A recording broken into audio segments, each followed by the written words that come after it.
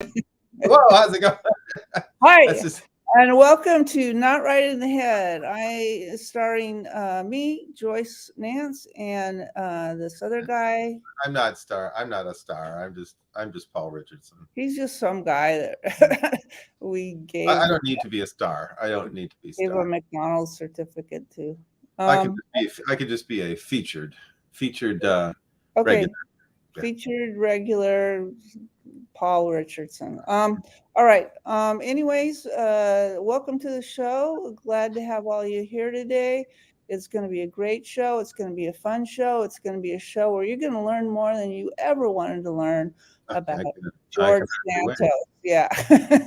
I hardly wait.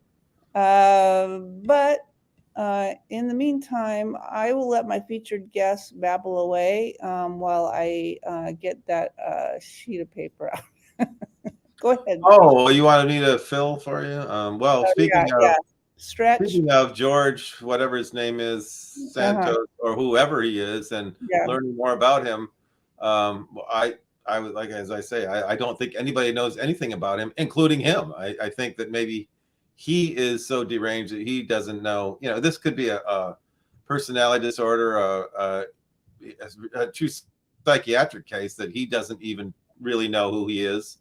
And I mean, I really think it does. I don't know that it borders on that. It's certainly a possibility that he has a psychiatric condition such that he doesn't even really know who he is. He is a compulsive liar, but I'll give him this: he is a hard worker. Anyways, not necessarily at the work you want him to work hard at, but just in expanding his horizons in terms of lying. But anyways, let me start out with a little bit of background about George. Yeah. His I think his original first name, his original name is George Anthony DeVolder Santos, and Devolder.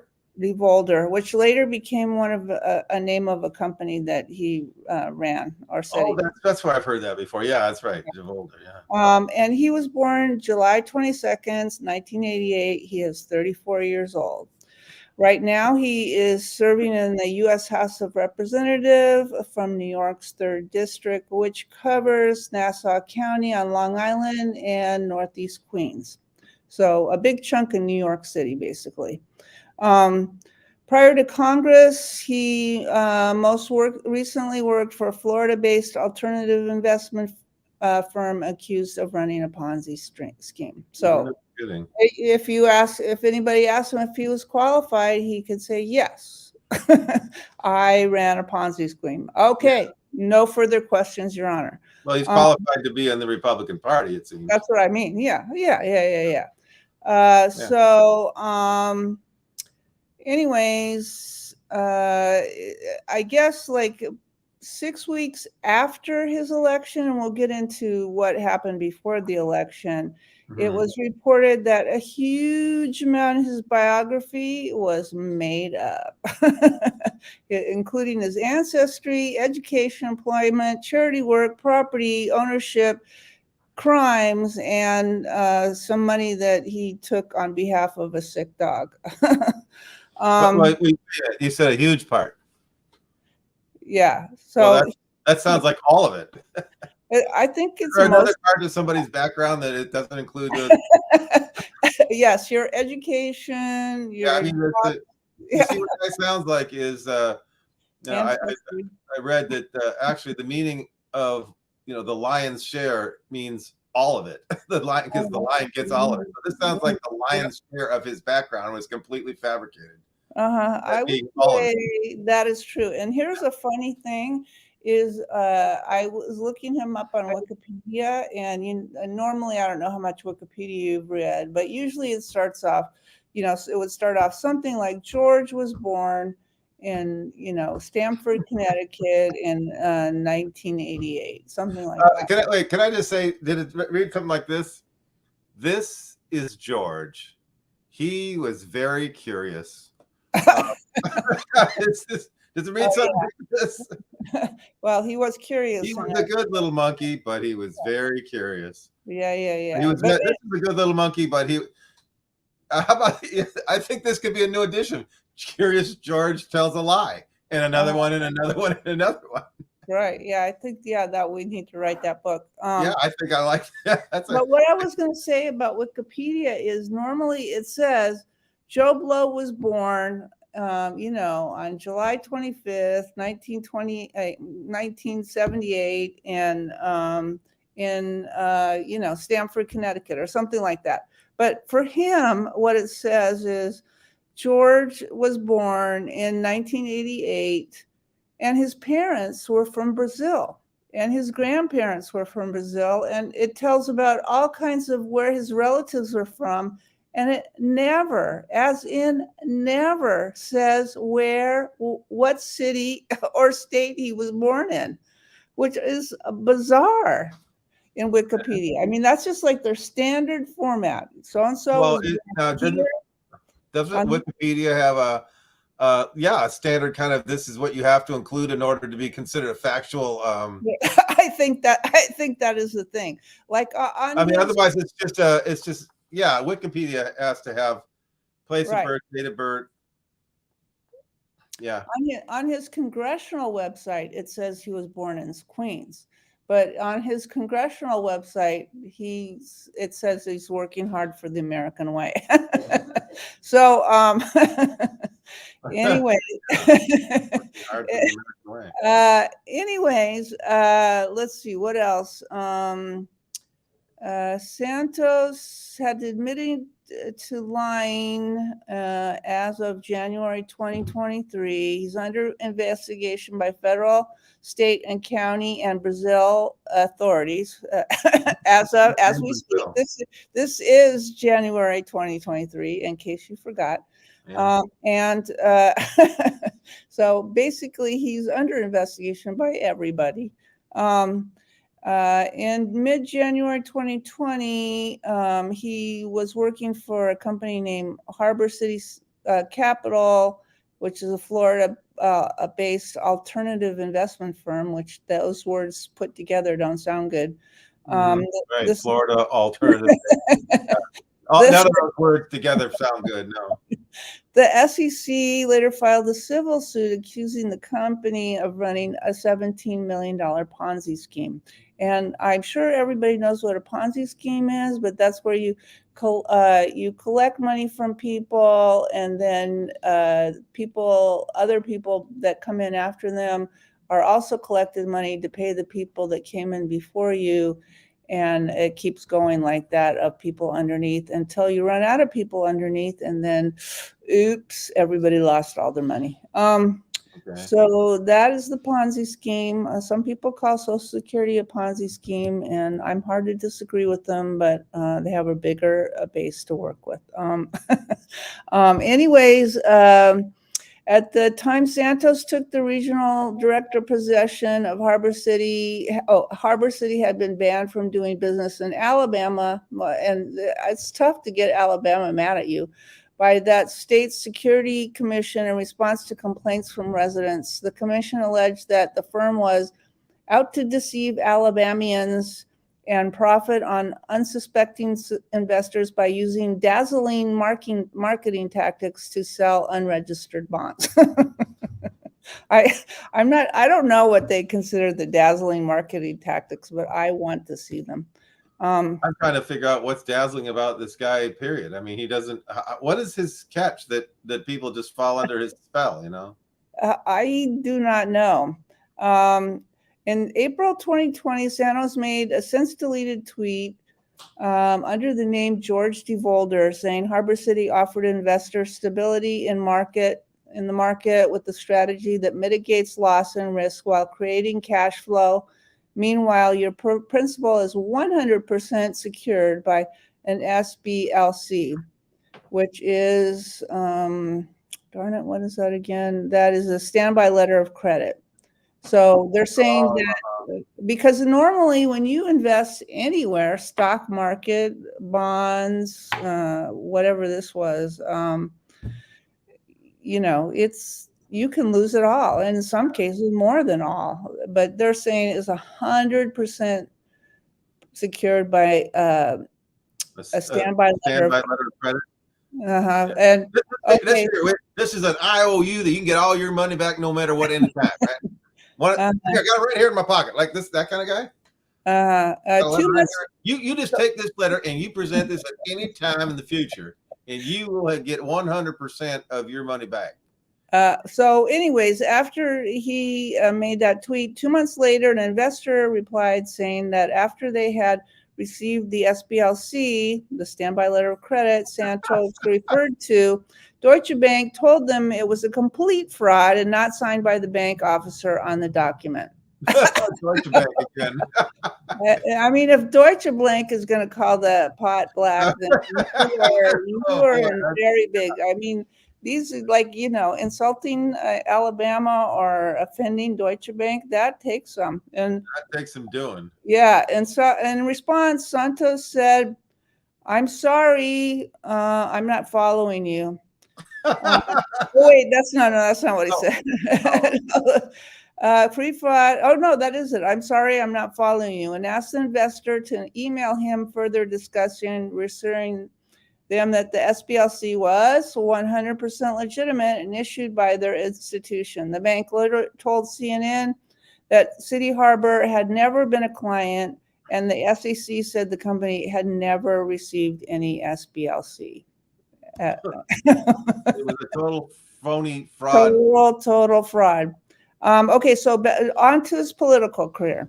In 2019, Santos tried to get elected to the Queens County Republican Committee, but didn't get enough signatures to qualify for the ballot. So that was ignominious first start. In 2020, and you notice this is all very, very recent, Santos ran as a Republican for the U.S. House of Representatives in New York's 3rd Congressional District against Democratic incumbent Thomas Suozzi. I'm not sure how you say it. But due to COVID, Santos was the only Republican nominee. Interesting, huh? Wait, due to COVID? Every other Republican had COVID? I think they were just afraid to go out and shake hands and stuff. This was in New York City, and New York City took COVID pretty serious, as they should, since at one point they had like 1,000 people a day dying from it. Yeah. And which I do believe was in 2020. Yeah. So anyway, so he was the only Republican to run against an incumbent Democrat. So in 2020, the incumbent Democrat won but not by like a landslide. It was 55.9 to 43.4. That's a kill. That's a slam. That's a slam dunk. It's definitive, but it's not like 83% to 20% like other ones. Well, I know, but that's genocide. Well, I'm guessing it was less to do with Santos and more to do with all the Republicans voted for him because he was the only one, and and that was it. And that's in the polarized world of Trump land. So, anyways, so he lost. But despite the loss, local Republicans were pleasantly surprised by his performance. That's what I'm saying is you say it's pretty bad, but they thought it was pretty good since he had no political history whatsoever. He wasn't a famous person.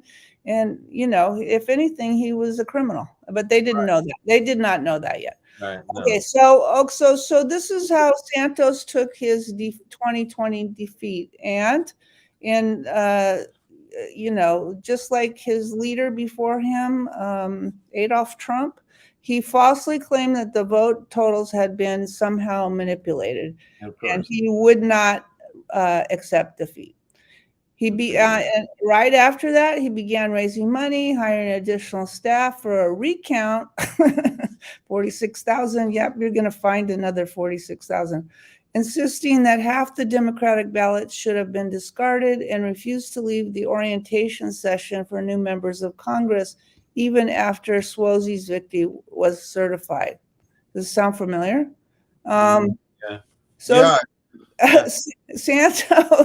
Santos spoke at a Stop the Steal rally on January 5th, 2020. this is not right. It's 2021. Yeah, yeah.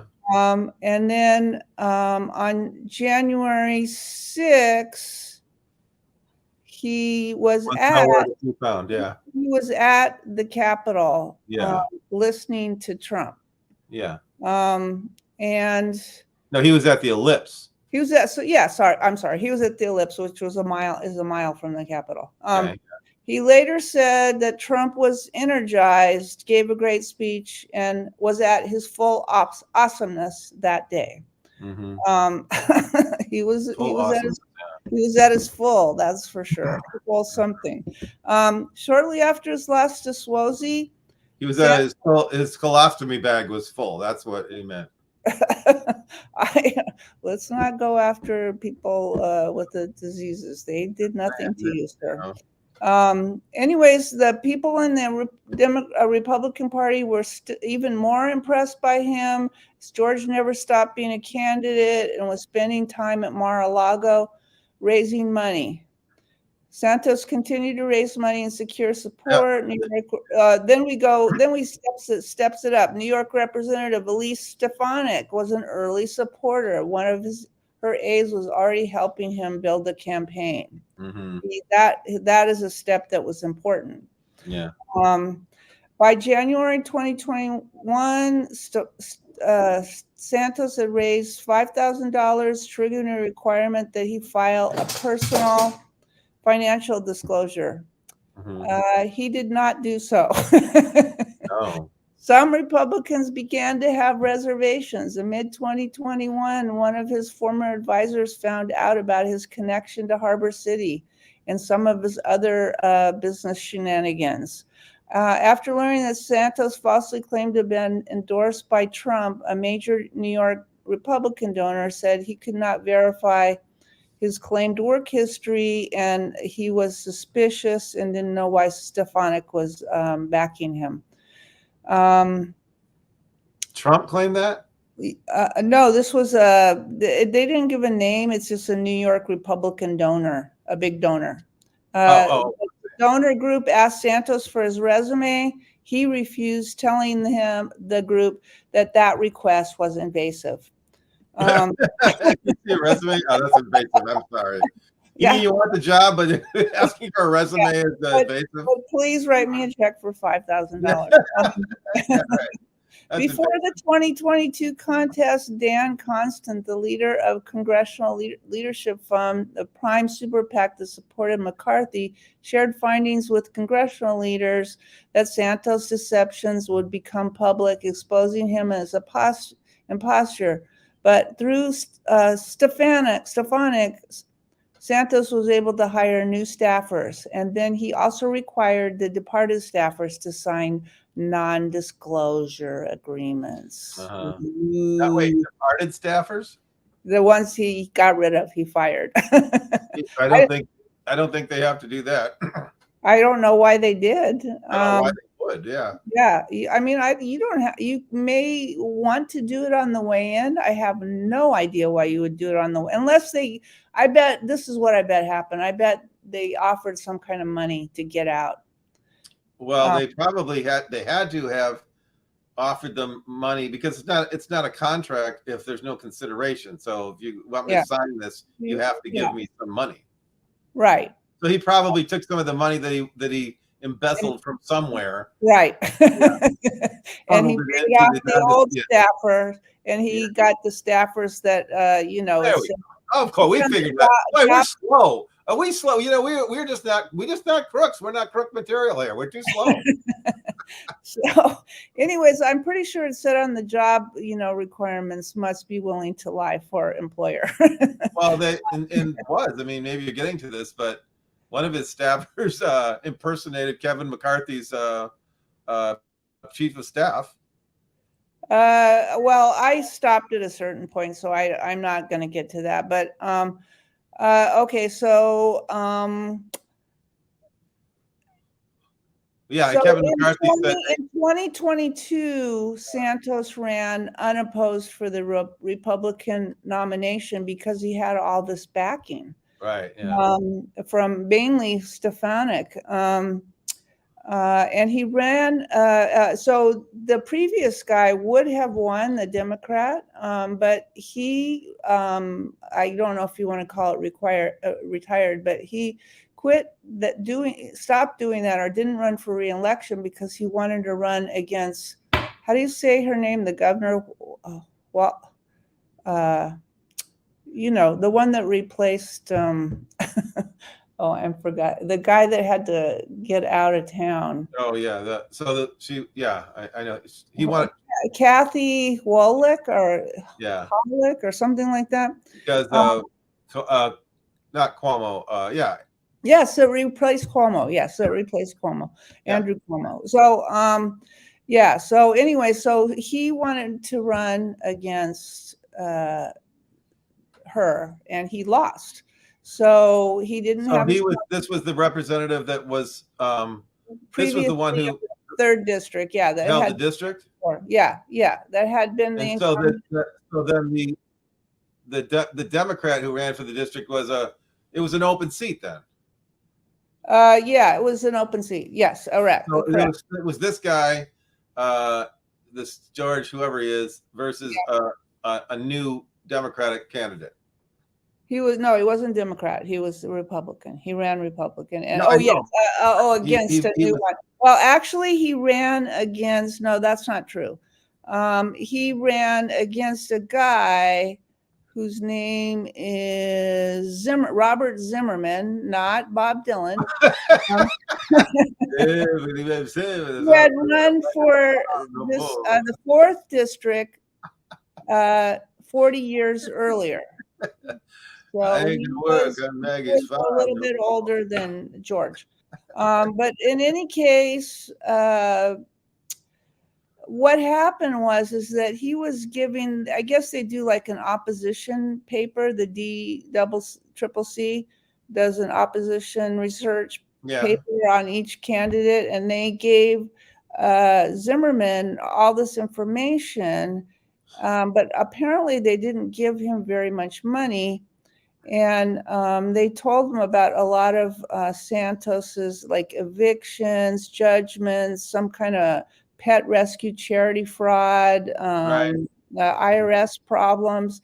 They gave him all of this, and there more than that I just said. But Zimmerman didn't have the money to do more research, or he decided, I mean, to me, that's just enough. You just throw that out there and see what sticks. But he didn't want to do that. He wanted to get to the bottom of all of it. And they told him, that there was indication that these things were going on, but they didn't have the deep details. So he just decided to run on like ideas. Ideas, yeah. And also the press characterized it as two gay guys running against each other. And that's what they got stuck on. They didn't talk about all this, crazy stuff that Santos was accused of or actually did. Has either of these, I don't know, is Santos declared that he's gay? Yes. Oh, yes. No. What about the other guys? The other guys said they both ran as openly gay. Yes, they both ran. And so the press is hung up on that. Yeah, that's what they got hung up, even though it was in New York City, which I would say is pretty close to like San Francisco. But the gay Republican won. I mean, this is just yes, they had to win because the gay Republican won against the gay Democrat. But boy. So he, as of this day, is the first openly gay Republican ever elected to Congress. And that makes sense. Yeah, so he's just like the rest of them. That's to show you that gay people are no different than anybody else, right? Whether he's gay or not, that has also been in dispute. Well, yeah, he's just lying to say that he wants a little gay sympathy there, and I'm the first gay Jewish. Right. And I'm sorry that the Democrat didn't. I mean, that is such a foolish strategy to dig deeper into it. It's not get to the bottom of it. The strategy should be, as you say, see what sticks, but more like run it up the flagpole and see who salutes it. That's how you know. That's how you get to it. But anyways, this guy, even though he had run like 40 years earlier, he did. I don't believe he won, and so he was not super experienced politician either. He won. And He so ran in 1982.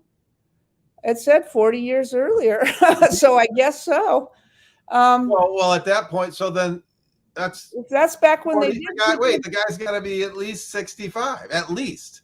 Well, I don't know, but yeah, he's got to be. So Because he has to be 25 to be a representative, which means in 1982 he was no, 25 I thought representative was 18, but it's 25. for the United States Congress. Yeah, Oh, okay. 18 in the state house. Oh, okay. All right. I don't remember, but in any case, yeah. But I mean, but no, I don't read anything about age being an issue. And 65, that's No, nothing compared to not, Biden. no, I'm not saying, That's but he's like at least. Biden's son. Yeah. Well, I know he's at least 65 because he's at least 65.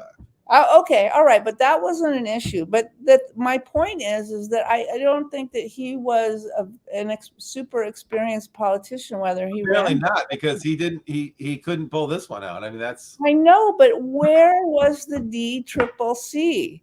And giving him, I mean, that's New York. That's back in their area. well. I think the DCCC. There, what happens with Democrats is there's a lot of assumptions. They make assumptions that we got that one. We don't have to worry about that. I mean, that is part of the abandoning the 50-state strategy that Howard Dean had, and this is kind of still in the what's her name, the era of the woman from Florida when she was the head of the DCCC under Obama. Oh gosh, I can't think of her name now. She's the one who just Donna Brazil.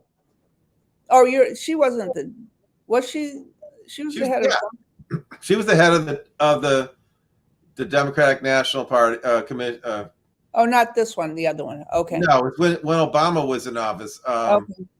And that's when we lost all during the Tea Party rebellion, and that's when we lost all these state seats. Oh, I'll think of her name, but anyway, she's from Florida.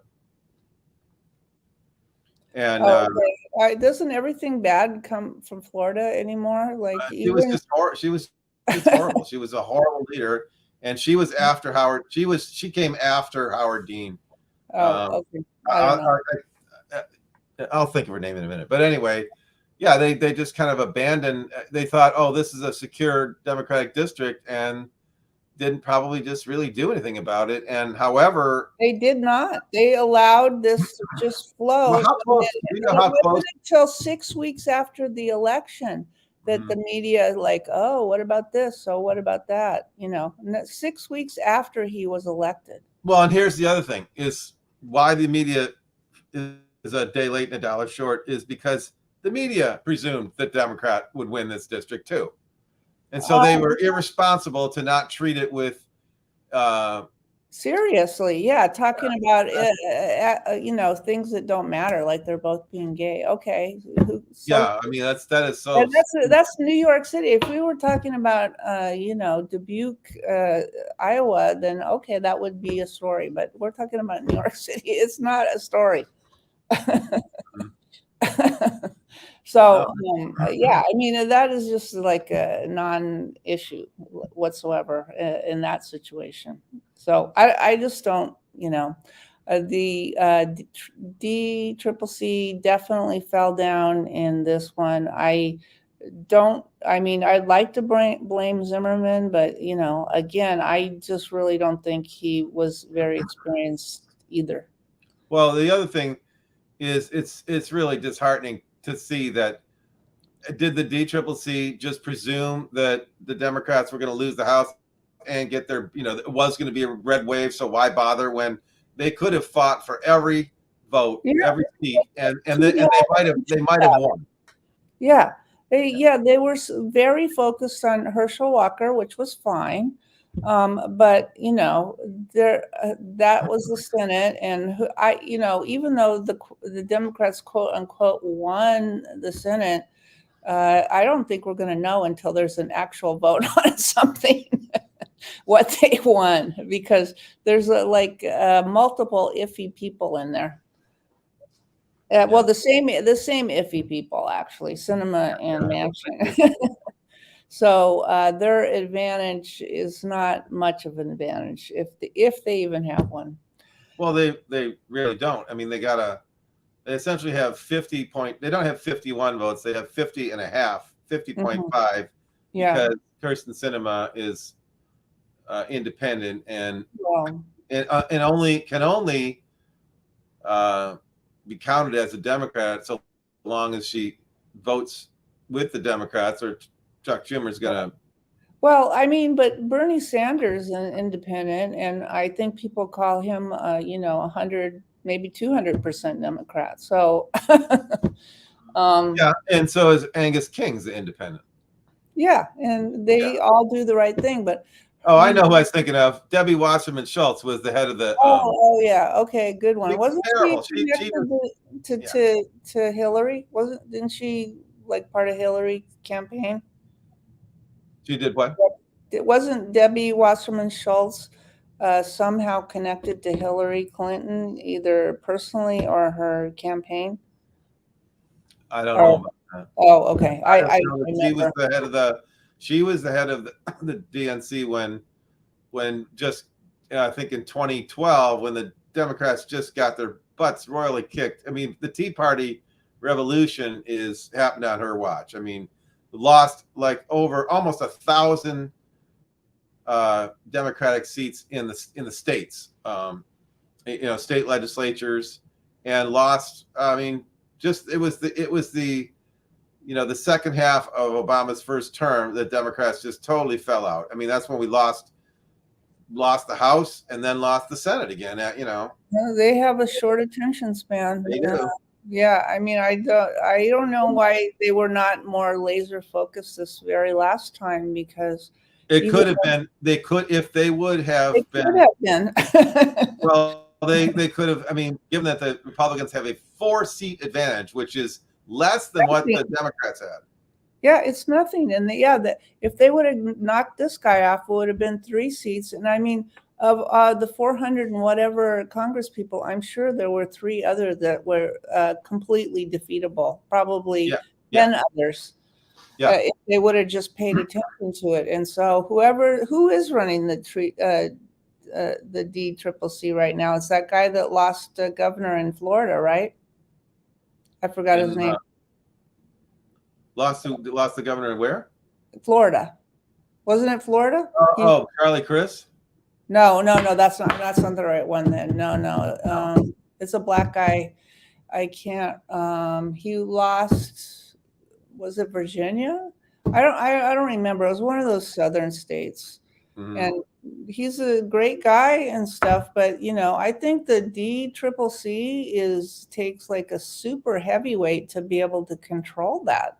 I mean, they almost need like Nancy Pelosi in there. Maybe that's what she should.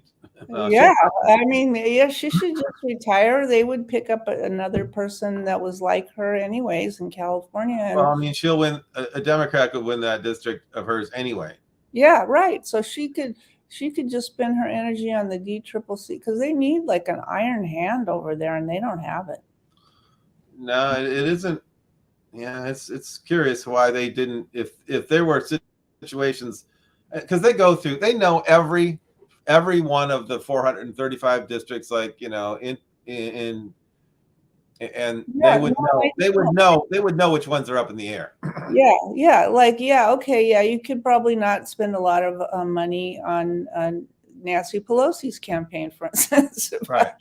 But when you have when there's an open seat and a guy, a Democrat, is, let's say, 65, 70 years old, and he hasn't run in 40 years, doesn't have a lot of experience, I wouldn't just presume he's going to win, even in Long Island, Queens. Right. Well, that's what happened. That's what happened. Is this? And the media? You think the media is going to help you out with investigations, but I mean, that in a way that's their job, but that is their job in a different way than you want it to be. Yeah. It's really. I didn't know that the media had focused on it. And what are they going to? I mean, okay. So how much mileage do you get out of Here we are in the 3rd district where there's 2 gay men running against each other. Right. Isn't Yeah. that something? 2 gay men running against each other. Here in the 3rd district, we have not had 2 gay, and one of them, the Republican, would be the first gay man in the Republican. I mean, how many times are you going to go through that? I would imagine a lot. Yeah, but who cares? Yeah, that's I don't probably know. That's what When they have the comedy shows on at night and they have like some little tidbit for the day, they will show that same tidbit said by different people, right, like 10 to 30 times in that same day. Yeah, So they don't mind doing that at all. So anyways, I don't know how to break this to you, but it is time. Time just flew this time because we're talking about the high crimes and misdemeanors of one alleged George Santos. But does he have a middle initial? He had 2. He had another. Of course he did. He's had middle initials from A to Z. What am I saying? Yeah, his full name was George Anthony DeVolder Sandoz. Oh, George A.D. Santos. Yeah. Mm-hmm. Yeah. So Gad. And Gad is also, just so you know. How about maybe goes by G.A.D. Santos, Gad Santos. Okay, but I just wanted to tell you, this is just a bit of trivia, that gad.com is the white Christian nationalist website. That's the name of it, GAD.com. Coincidence? I do not know. That conspiracy theory will have to wait. In any case, that's it. That's it for today on our exciting episode of Not Right in the Head, which may not be called that much longer, but it'll still be. Don't tease them like that. That's a tease. What will we call ourselves? We'll let you know. But in any case, thanks for joining us today. My name is Joyce Nance, aka The Hammer, and the other one is Paul W. Richardson. Okay.